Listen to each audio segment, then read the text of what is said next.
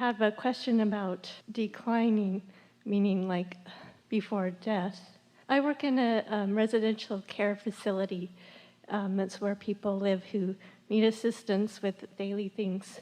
And I really don't like it at all.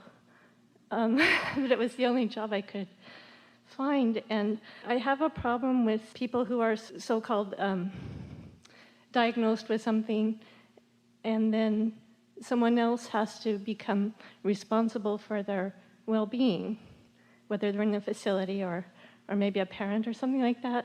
And so I've been looking for another job, but I know that I'm pushing against this one, and that's why I can't find another one. So you're declining. Same thing. It's just a longer, slower way out. We're having fun with you, not really. But when you really don't like what you're doing, there are two ways to improve it. Either find things about it that you like, or get out. So we say, make a decision and then line up with the decision. Well, so for now, you've made the decision. I'm compatible in the sense that it provides income, and I'm compatible in the sense that it provides focus, and I'm compatible in the sense that it provides contrast, so it's putting more into my vortex, and it is evoking from me some really strong questions about people making their transitions, and about relationships, and about how families get along and how they care about each other. There are many things about this experience that you can line up with, just like there are some things that you are having a harder time. So while we're sort of avoiding your question, we'll come back to it if you want us to, but there's a bigger thing that we want to talk to you about, and that is, we would not encourage anyone to stay in a place that they really don't want to be. And you can turn that around in two ways. You can leave, or you can find things about it that you want. And you know what's really interesting? When you dominantly don't want to be there, but you look for some positive aspects that you can line up with on a day-by-day basis, something else will show up for you that you really do like. Isn't that interesting? The path to getting out of a place you don't want is to like it. People think, oh no, if I pretend like I like this place that I don't like. Well, we didn't say pretend. We said find something that you really do appreciate. So Abraham, if I find things that I appreciate, won't the universe say, well, don't have to worry about her, she's right where she wants to be, let's leave her there? No, because your vortex is full of so much more, especially when it's someplace that you spend so much time. So you can't spend so much time not liking it and be moving toward what you want. And do you know, might be a little hard to hear, but the dissatisfaction you feel is not because of the place where you're working. It's because you're not flowing toward who you really are and what you really want. You don't have to go someplace else to get those juices flowing. And when you get those juices flowing, then there are all kinds of people moving through there, all kinds of opportunities for the magic. It's not magic, but for the opportunities to show themselves to you. You see what we're getting at? So that's the big question we heard. Do you want to go back to the smaller one, or is it now irrelevant? I know I need to either make peace with where I am, or I want to make peace with where I am, because I want to feel satisfaction, because there is never a happy ending to an unhappy journey. It just doesn't work out that way. So is there anything that comes to mind that you appreciate about being there? Oh yes, there are things I like.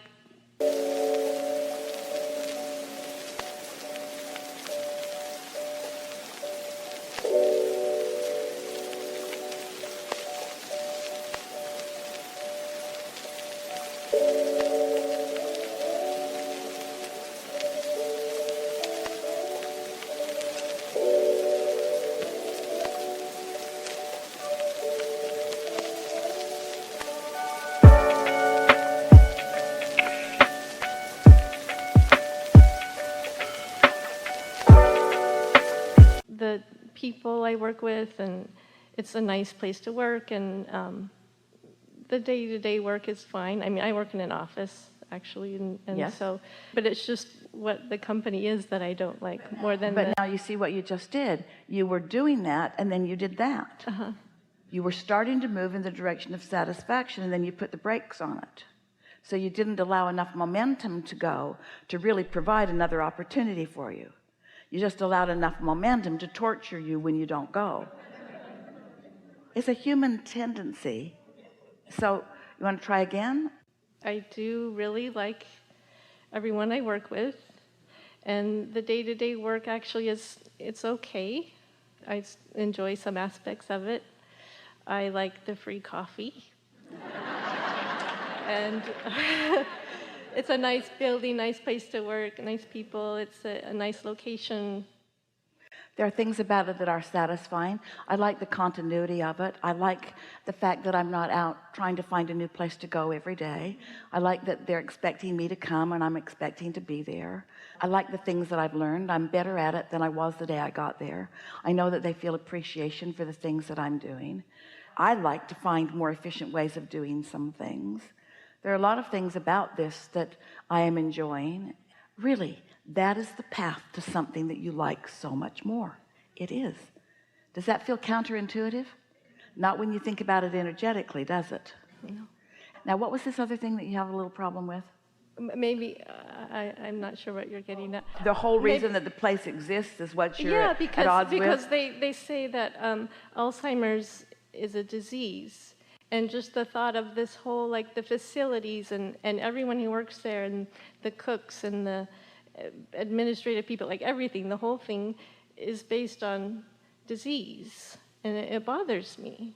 Even though, like, I've talked to my friends and they say, oh, well, you know, they're providing a service and you're helping people, and I just can't make peace with it, I guess. Step back into a more general place for just a little bit and acknowledge that there's contrast all around, and that there are unwanted things and wanted things all around. And then think about people like this room full of people who are on the leading edge, who are fine-tuning, and who want to work the bugs out of their vibration, and who are wanting to give themselves their greatest advantage.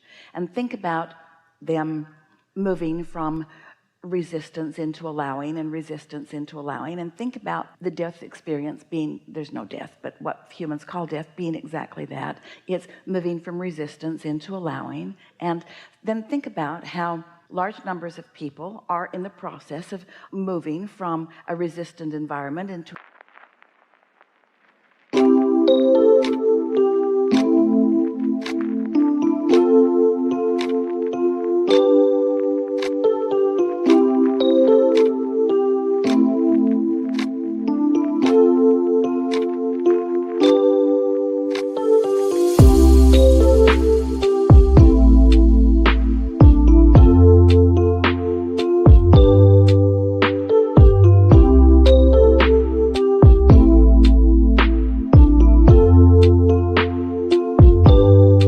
non-resistant environment. And some of them have found very clever ways of sort of suppressing the resistance that they feel even before they actually make their transition. And so diseases are just about that. It's about people finding ways to cope with the discord that they don't understand.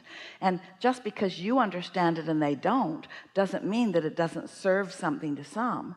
If you were watching a new little one just learning to walk, and he's very top heavy and awkward and he just keeps falling down, you wouldn't say, get up, you little dummy. You would enjoy him finding his balance. And so you could look at that in that same way. There are all kinds of things that are being served. What's happening to you here is that you are acknowledging the value of thought, and you're wanting to get good at it, and you want to open to the flow of well-being, even though relative to this subject you really weren't quite opening to the flow of well-being, but you want to. You're acknowledging when you don't feel satisfied and when you do feel satisfied. And so you want to come into alignment with who you are, and you want to be an uplifter. And what we want to say to those like you who are teachers, room full of teachers here, that the way you uplift is think in terms of soothing.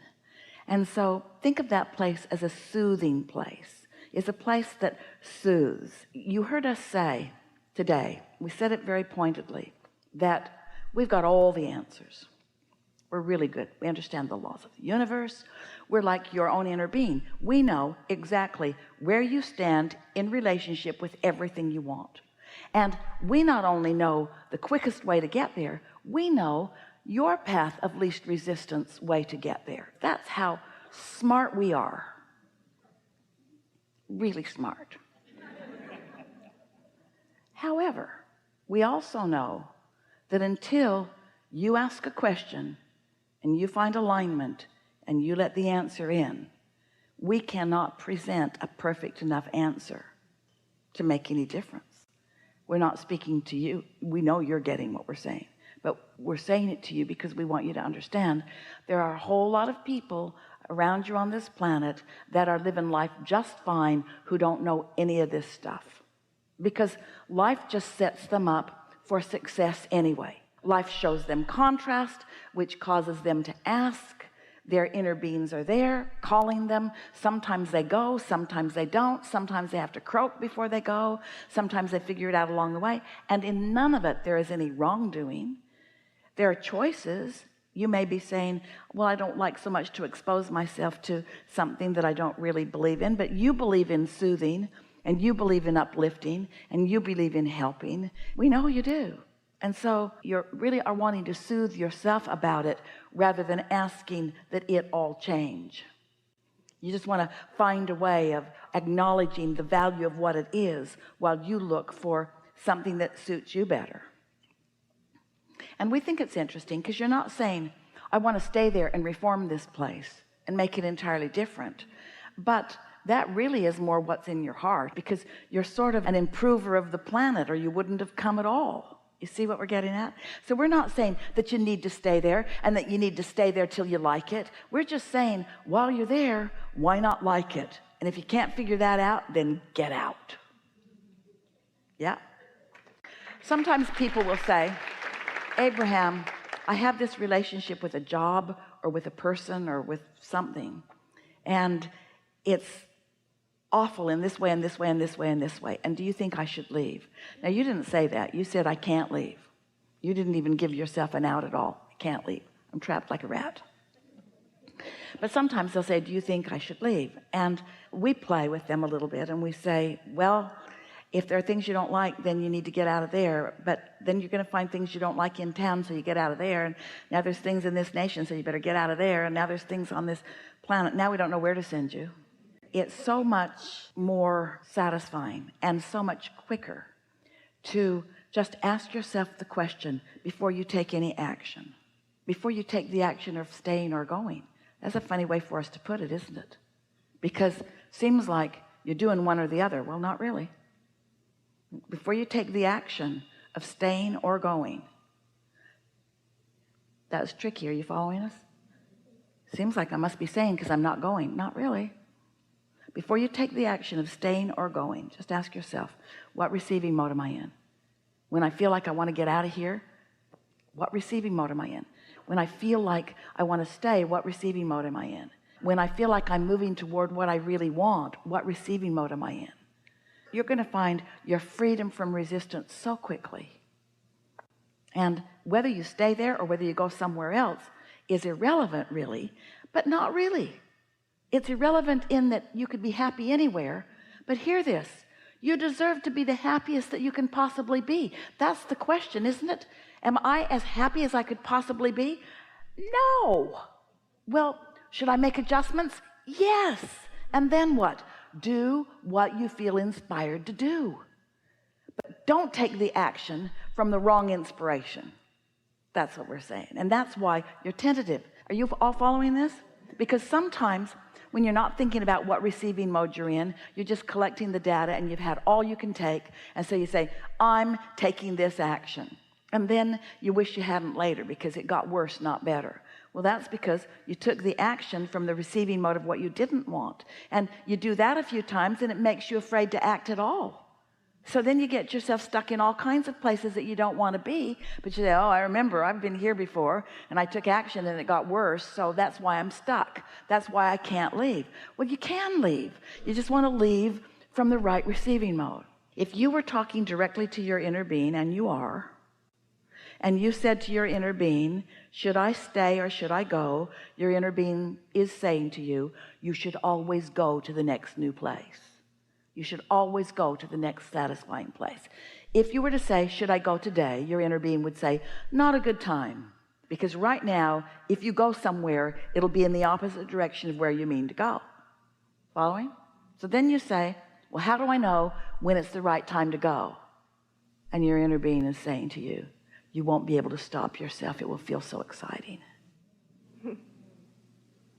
Good? Yeah. Really good.